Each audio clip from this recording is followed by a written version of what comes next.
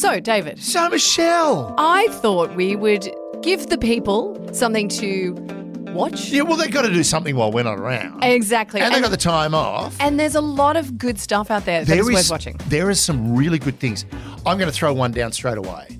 The Night Agent. The Night Agent. Yes, you know what? It's kind of cheesy, but I really like it. Yeah. That's the thing. Basically, young FBI officer who's working the switchboard at the White House gets involved in a world of intrigue and mystery. Really, really good fun. Yes. I actually it's one of those ones that there are moments where you're like, this is a little cheesy and the acting is a little on the nose. But overall, generally enjoyed it. Good fun. Now, another one. Now, I'm going to go. This is two movies I want you to think about. One's called The Retirement Plan and it's on Apple, Amazon. You can find it there. Yeah. It's got Nick Cage. Yes. Who plays a beach bum.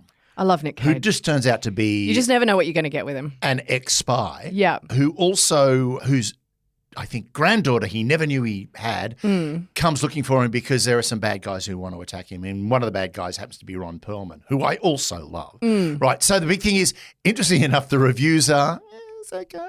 Yeah. But it made me think of another movie, and you can find it. It's also on Amazon with Gene Hackman. Okay. Who's great. Gene Hackman and a very young Matt Dillon in a film called Target.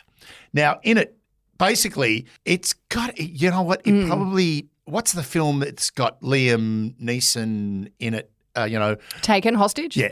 I will find you. Yeah. I have a certain set of skills. I will find you and I will kill you. Right. Well, basically, Matt Dillon and Gene Hackman. Yep. Gene Hackman runs a lumber yard in Texas, and basically his wife goes to Paris for a holiday, and the next thing they find out that she's been kidnapped. And Matt Dillon, who's the estranged son, they don't get on.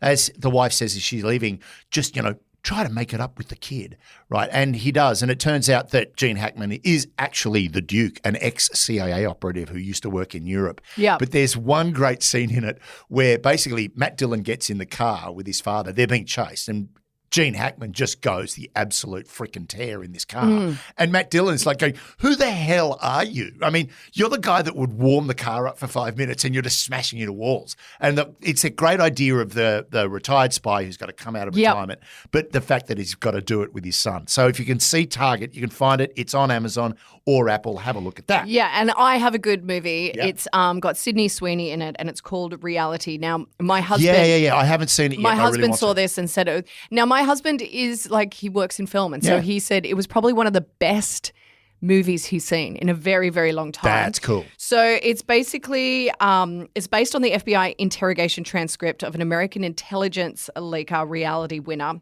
And apparently Sydney Sweeney is incredible in it. You can find this, I think, on Binge, Netflix, or Apple TV. You can just pay to download it. But definitely well worth a watch. Yeah, because it kind of encapsulates everything we kind of talk about with whistleblowers and all that stuff. And the reality winner case is a really fascinating case. So yeah. Because you definitely. don't even know if she meant it or it's the way it's played. It's like you don't know whether she's the bad guy or not. Yeah. Now, there's one to avoid. All right, I'll put it out there right now. One to avoid. It's called Ghosted. Ghosted. Yes, don't do. I've seen it. With Chris How did Evans. you even watch that? Oh, sort of. Well, I watched it because it's got Ana de Armas in it. And anything. She's stunning. I would literally watch. She was in a Mission Impossible. She was great. She was fantastic in James Bond. Oh, James Bond, not Mission Impossible. Yeah. James Bond. Yes. The Grey Man. Yes. Absolutely fabulous. Yeah. Blade Runner 2049. Oh my God. Oh, and the other one, Knives Out. She was amazing. And, amazing in that. I would let her clip her toennails in bed. I seriously, I would. And look, I would actually do it for her. Okay. I do a petty. All right. Oh, well, I believe my wife shares some... So someone's into feet on OnlyFans. We get it. No, not at all. It's just my wife, I think my wife shares some genetic material with cassowaries because her toenails Gross. are lethal. I don't want it. I can't.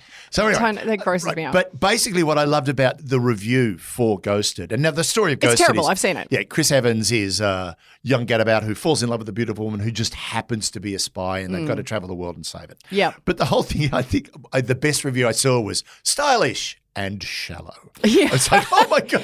Well, I mean, they named it Ghosted, so I mean, Yeah, it was always going to be some really weird rom-com. Yeah, so if you really, really want to torture yourself this Christmas, go and watch Ghosted because it will really, really hurt.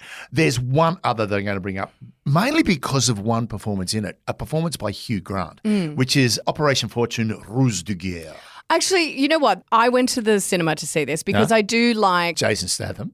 Yes. Everyone likes but him. also the director, Guy Ritchie. Guy Ritchie. Like, I love a Guy Ritchie movie. But, this wasn't amazing. But there are some great performances. Yeah. Like Hugh Grant's fantastic. Hugh Grant's amazing. And it's really funny because I watch Hugh Grant playing the bad guy and you're like, oh my God, you're actually really good at this. He's so good at it. And then you watch Kenneth Branagh do it and it's like, someone give him more set to chew on, will you? It's like when I watched Tenet, it was Kenneth Branagh as the bad guy. I just went, oh. And also they keep making him play a Russian bad guy. It's like, just stop. Right. Maybe he's just really good at a Russian accent. No, not really. And also all Russians are bad. Yeah, well, okay. I'm joking. For all I'm of our Russian joking. listeners, that is her opinion, not mine, is this information. Yeah. Now, but the other thing I really like about it is ruse de guerre. Yeah. Means ruse of war. Yeah. Now, actually, in the rules of war, there are 17 types of ruse de guerre that you are allowed to use and false flag operations. So literally, it means military deception. Yep. And things like ambushes and stuff like that, that's what you're allowed to use, right? But I just found it fascinating that they've actually used a term out of the rules of war in a movie. So that was the other thing I had to say. We got to talk about Slow Horses. Season 3 is out. We do all the time. Yeah, season 3 is out. And it's like, it's a cracker. Yeah, but Gary Oldman is flawless. the thing is, it's very like, I don't know if you've watched it at the moment. I've just finished the first season of Silo. Right. Silo is incredible. Incredible, but I've read the books. And the thing is, it's one of those things where you watch, if you read the books and then Don't you give it away. watch the show, you do go, hang on, where the hell did that come from? Like there's stuff in the TV show that was never in the books, and there's stuff in the books that never showed up in the TV show, right?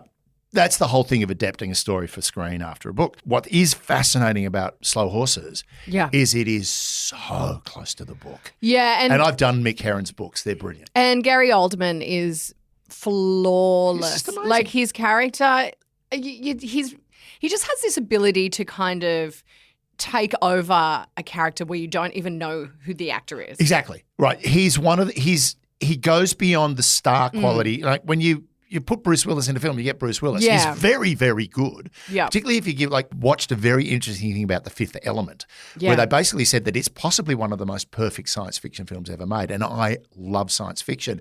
But one of the great things they talk about is Gary Oldman in it, but also referring to Leon, which is another Luc Besson film with, oh God, I can't remember his name, great French actor. But that wonderful moment where Gary Oldman does that, get everyone, and someone says, what do you mean everyone? And he goes, everyone.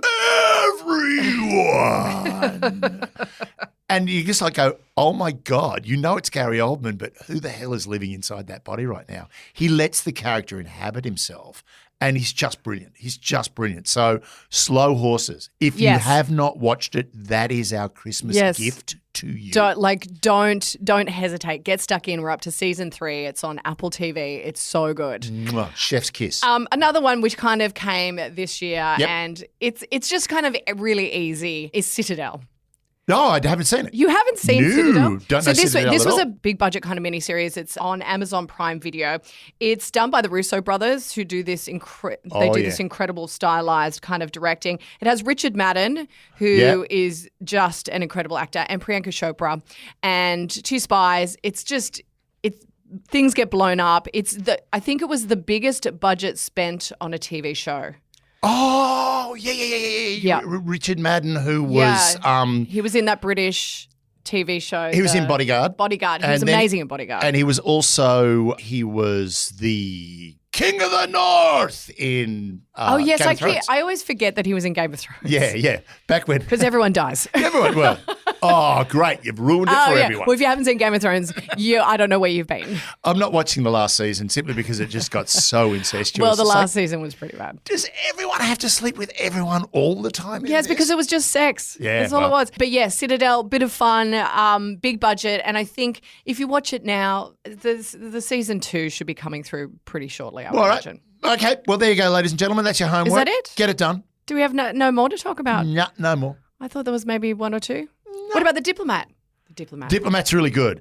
And the thing I love about The Diplomat is Rufus Sewell. Oh, my God, he's flawless. So freaking good. He's so good. And look, it's not exactly... And she's good as well. Yes, so she was great in The Americans. Yep. Kerry Russell. Yeah, which if you haven't watched, you should. Yeah, I started watching The Americans this year. Yeah. And the other one, look, this is more a Rufus Sewell thing than a spy thing, but The Man in the High Castle. Oh, yes. Yeah. Where it's an alternate history. And to me, I am I mean, I love a good bit of dystopian Yes, sci-fi, same. but it is so brilliantly done. But also Rufus Sewell plays an impeccable bad guy. Like, he's a great bad guy. He plays a great good guy. He just plays the thing I like about his bad guys is they're flawed and they're human. Yeah.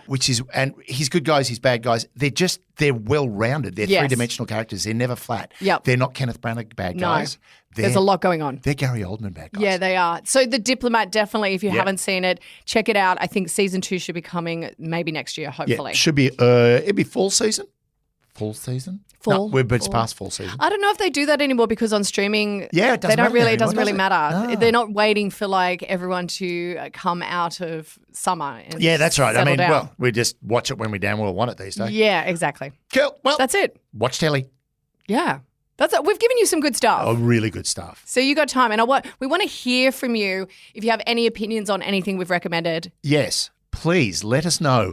At I Spied Podcast on the platform formerly known as Twitter. X. I just keep calling it Twitter. Yeah, Twitter. That's what we all do. Yeah.